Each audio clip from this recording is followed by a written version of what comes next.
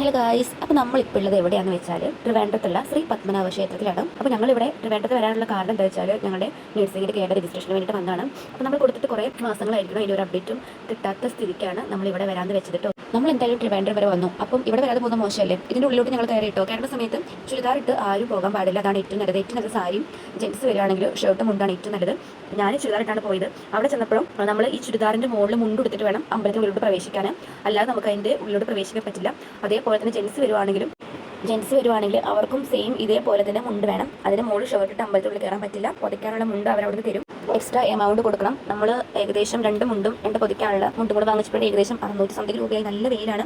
വെയിൽ കൊണ്ട് ചിറി വിളിച്ചാണ് കഴിച്ചിരിക്കുന്നത്. അതുകൊണ്ട് ഒരു നാരങ്ങ വെള്ളം കുടിക്കാമെന്ന് വെച്ചിട്ടാണ് ഞങ്ങൾ അവിടെ നിന്ന് ഇങ്ങോട്ട് ഇറങ്ങി. ഞങ്ങൾ അതിൻ്റെ ഉള്ളിൽ കയറി തൊഴുതു. നല്ല തിരക്കാണ്. ഞങ്ങളങ്ങനെ അവിടെ ഒരു പാവനൊക്കെ പിടിച്ച് നോക്കി കളിക്കാൻ ഞാൻ കുഞ്ഞോട് സിന്ദൂരം വേണമെന്ന് കുഞ്ഞ് സിന്ദൂരൊക്കെ വാങ്ങിച്ചു തന്നു. നല്ല കളർ കൈ. അങ്ങനെ ഞങ്ങൾ അവിടുന്ന് എന്തെങ്കിലും കഴിക്കണം. രാവിലെ ഒന്നും കഴിക്കാനാണ് ഞങ്ങൾ അമ്പലത്തിൽ പോയി തൊഴുന്നത്.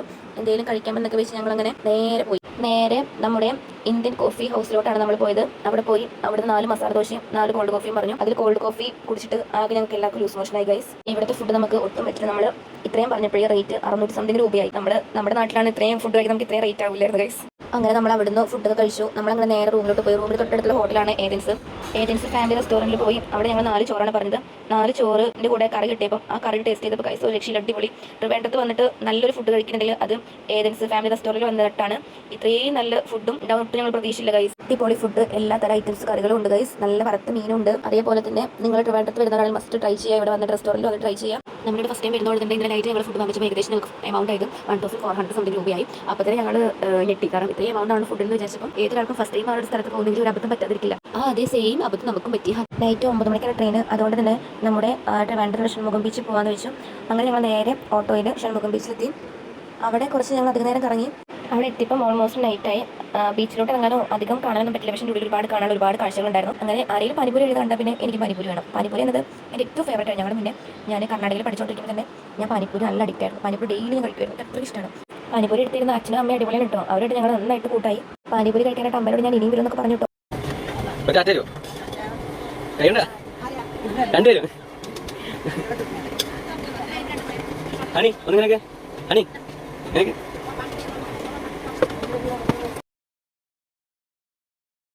ഇതാണ് നമ്മുടെ ചേച്ചി അടിപൊളിയാണ്. നല്ല വൈബാണ് കേട്ടോ. അവരോട് സംസാരിക്കുകയൊക്കെ ചെയ്യുന്നുണ്ട്. പാനിപ്പൂരി രക്ഷയില്ല മക്കളെ, അടിപൊളിയൊന്നും പറയില്ല. അപ്പോൾ ട്രിവാൻഡ്രത്ത് വരുന്നതാണ് മസ്റ്റ് ട്രൈ ചെയ്യണം കേട്ടോ. മറക്കല്ലേ. അങ്ങനെ ഞങ്ങൾ ആ ഗ്രൗണ്ടിൻ്റെ ഉള്ളിൽ കൂടെ കുറേ നടന്നു. പട്ടം പറപ്പിക്കുന്ന കുറേ പിള്ളേരെ കണ്ടു. പട്ടം പറപ്പിക്കുന്ന കണ്ടപ്പോൾ എനിക്കും കൂടെ പറപ്പിക്കാനൊരു പൂതി തോന്നി. പക്ഷേ അതിനുള്ള സമയം സത്യം പറയാൻ കിട്ടിയില്ല ഗൈസ്. 9 മണിക്ക് ട്രെയിൻ ആയോട് പെട്ടെന്ന് കൊണ്ടുവന്നുകൊണ്ട് ഞങ്ങൾക്ക് പെട്ടെന്ന് തന്നെ പോകേണ്ടി വന്നു. ഇങ്ങനെ കുഞ്ഞിനോട് കണ്ട് പള്ളി പെരുന്നാളിൽ പോയത് ഓർമ്മ വരുന്നത്. ഇതേപോലെ ഒരുപാട് കളിപ്പാട്ടങ്ങളും എനിക്കത് വേണം എനിക്കിത് വേണമെന്ന് പറഞ്ഞ് അച്ഛനോടും വീട്ടാടൊക്കെ വാശിപ്പിക്കുമായിരുന്നു. എനിക്ക് ഓർമ്മ വരുന്നത്. അങ്ങനെ ഞങ്ങൾ ലാസ്റ്റ് ഒരു കടയിൽ കയറി ഫാൻസി സാധനങ്ങൾ വാങ്ങിക്കാൻ വേണ്ടിയിട്ടാണ് കയറിയത്. അവിടെ ഞങ്ങൾ തലയിടുന്ന പറയുക ഇറങ്ങാനും കുറച്ച് ക്ലിപ്പും വാങ്ങിച്ചു അമ്മയ്ക്ക് വേണ്ടിയിട്ട്. എന്നിട്ട് ഞങ്ങൾ 200 രൂപ കൊടുത്തു. 200 രൂപ കൊടുത്തു കഴിഞ്ഞപ്പം ആൾ ഞങ്ങൾക്ക് തിരിച്ച് 50 രൂപയുടെ സാധനമാണ് വാങ്ങിച്ചത് ആക്ച്വലി. പക്ഷേ നമ്മൾ കൊടുത്ത് 200 രൂപയാണ്. അതിൽ നമുക്ക് 150 രൂപ തിരിച്ച് തന്നതിൽ ഞങ്ങൾക്ക് 50 രൂപ കീറിയ നോട്ടാണ് തന്നത്. അത് ഞങ്ങൾ പറഞ്ഞു മാറ്റി തരണമെന്ന് പറഞ്ഞു. പക്ഷേ പുള്ളിക്കാരൻ പറഞ്ഞു വാങ്ങിച്ച സാധനം കൂടെ തരാൻ പറഞ്ഞു. എന്താ ഒരു ബാഡ് ക്യാരക്ടർ പുറത്തെടുത്തു.